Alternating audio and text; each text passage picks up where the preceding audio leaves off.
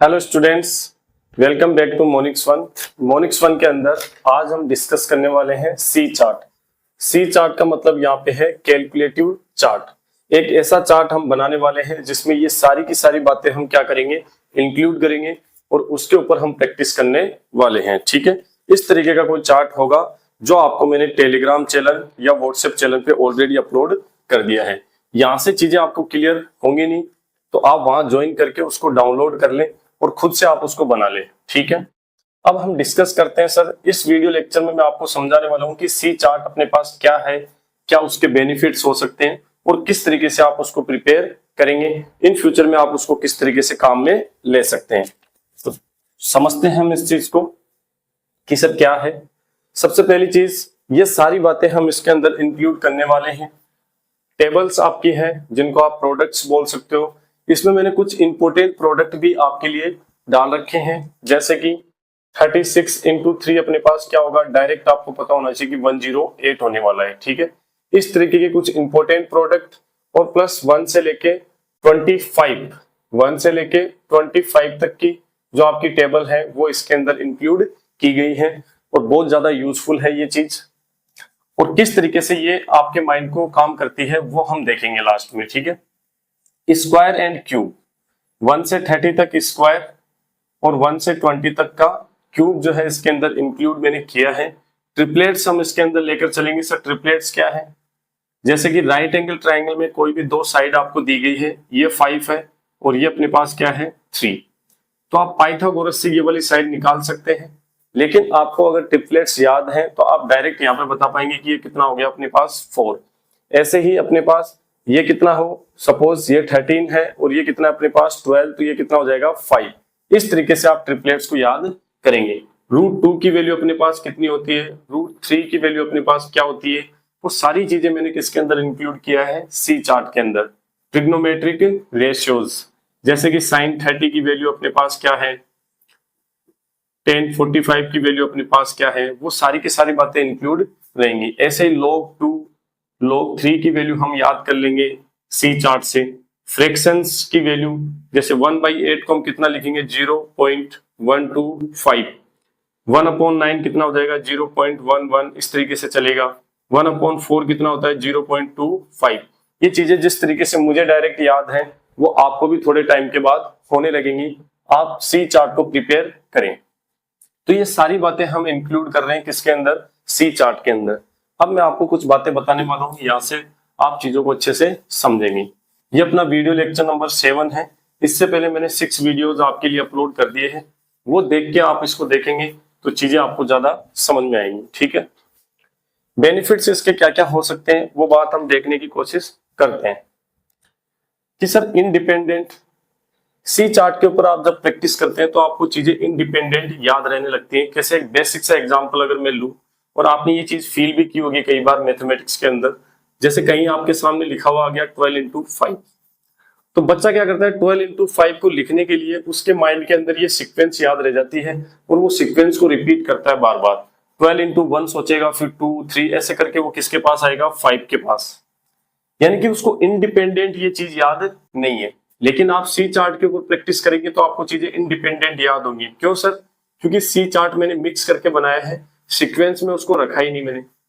Sequence उसके अंदर जो है हमने क्या कर दिया, डिस्टर्ब कर दी है। तो चीजें आपको क्या रहने वाली है, इंडिपेंडेंट। डायरेक्ट आप बता पाएंगे ये वैल्यू कितनी होगी, 60।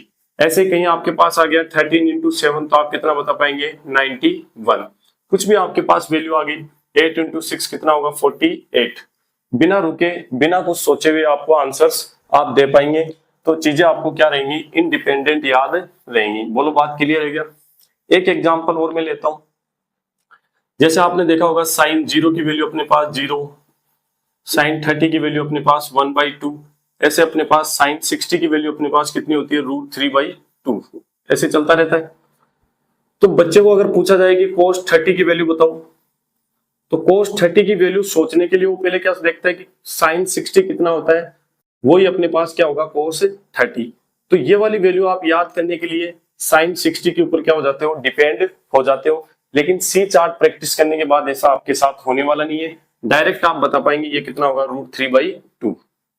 तो इंडिपेंडेंट आपको चीजें याद रहेंगी। यहाँ पे इस YouTube चैनल के ऊपर बेटा आपको चीजें काफी अच्छी और अच्छे से बताई जाएंगी, बट आपको प्रैक्टिस भी बहुत अच्छे से करना पड़ेगा। लेक्चर्स में आपको बने रहना पड़ेगा। इंटरेस्टिंग चीजें ना होकर यहाँ पे एग्जाम ओरिएंटेड या चीजें वो होंगी जो आप अप्लाई कर पाएंगे और काम में ले पाएंगे। ठीक है, पॉइंट नंबर फर्स्ट, ये आपका बेनिफिट इसके अंदर होने वाला है। Second, speed.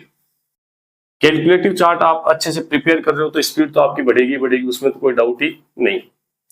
फोकस, इस बात को अच्छे से समझना कि आपके पास मैथ्स के अंदर कोई क्वेश्चन है और क्वेश्चन आप सोल्व कर पाए, उसके लिए आपको दो चीजें देखनी होती है। एक तो उस क्वेश्चन के अंदर कौन सा कॉन्सेप्ट यूज हो रहा है, और कॉन्सेप्ट लगाने के बाद आप जब उसको कैलकुलेट करते हो तो कैलकुलेशन भी आपको यूज लेनी पड़ती है। यस और नो? अब एक स्टूडेंट है जिसकी कैलकुलेशन थोड़ी सी ठीक नहीं है, तो उसका पूरा दिमाग, पूरा फोकस किसके ऊपर चला जाता है? कैलकुलेशन। पूरा माइंड यहाँ पे खर्च हो जाता है, उसके चक्कर में उसका कॉन्सेप्ट भी क्या हो जाता है? वीक हो जाता है, और चीजें उससे क्या होने लगती है? गलत होने लगती है। और जिस स्टूडेंट की कैलकुलेशन अच्छी है, कैलकुलेटिव चीजों को वो अच्छे से डील कर पाता है, ये चीजें उसकी फिर अपने आप बैकग्राउंड में होती रहती है। उसका पूरा फोकस किसके ऊपर रहता है? कॉन्सेप्ट के ऊपर, और एक विद इन टाइम वो है क्वेश्चन को क्या कर पाता है? सोल्व कर पाता है। तो फोकस भी आपका बना रहता है, किस चीज की वजह से? सी चार्ट की वजह से। और इस तरीके से जब आप चीजें करते हुए चलेंगे तो आपको चीजें क्या होने लगेंगी? फील। मैथ्स को आप फील कर पाएंगे। फील करने का मतलब यह है क्वेश्चन आप सोल्व कर रहे हो और कैलकुलेशन आपके माइंड में बैकग्राउंड में चल रही है, आपको पता भी नहीं लगेगा, इतना आप फील कर चुके होंगे चीजों को। तो कैलकुलेटिव चार्ट मैंने जो आपको अपलोड करके दिया है टेलीग्राम और व्हाट्सएप चैनल पे, वहां से आप उसको डाउनलोड करें और खुद से आप उसको बना के अच्छे से उसके ऊपर प्रैक्टिस कर लें। ठीक है, ये अपना वीडियो लेक्चर नंबर कितना है? 7। तो मैंने टोटल 7 वीडियोस आपके लिए अपलोड कर दिए हैं। इन 7 वीडियोस में जो भी चीजें हमने सीखी उसके ऊपर बेस्ड एक डीपीपी मैं आपके लिए अपलोड कर चुका हूं ऑलरेडी। इसके अंदर टोटल 5 क्वेश्चंस हैं, वो आप खुद से सोल्व करेंगे पहले। सर ये खुद से सोल्व करने का क्या फायदा होता है? यस, हर एक क्वेश्चन जब भी आपके सामने आता है पहले आप उसको खुद से ट्राई करेंगे, फिर आपको टीचर तो बताता है, यही आपका तरीका होना चाहिए। तो नेक्स्ट आप अपना लास्ट वीडियो होगा कैलकुलेटिव वाली लिस्ट के अंदर, जिसके अंदर हम इन 5 क्वेश्चंस को डिस्कस करेंगे। लेकिन उससे पहले आप इन क्वेश्चंस को सोल्व करें, पढ़ते रहें। आई होप कि आप चीजों को क्लियर कर रहे होंगे, मेरे साथ साथ आप नोट्स भी बना रहे होंगे। बिना नोट्स के अगर आप वीडियो लेक्चर्स को देख रहे हो और ऐसे ही रेंडमली आप जो है बीच बीच में से देख रहे हो तो कोई मतलब वाली बात है नहीं। आप कंसिस्टेंसी बनाएं, रेगुलरिटी बनाएं और सीक्वेंस में वीडियोस को देखें, और साथ के साथ आप नोट्स भी बनाते हुए चलें, तो आपको फायदा होगा। डायरेक्ट मैंने 11-12 का कोई चैप्टर लेके अपने चैनल को स्टार्ट किया है नहीं, क्योंकि चीजें आपको ये भी चाहिए होंगी।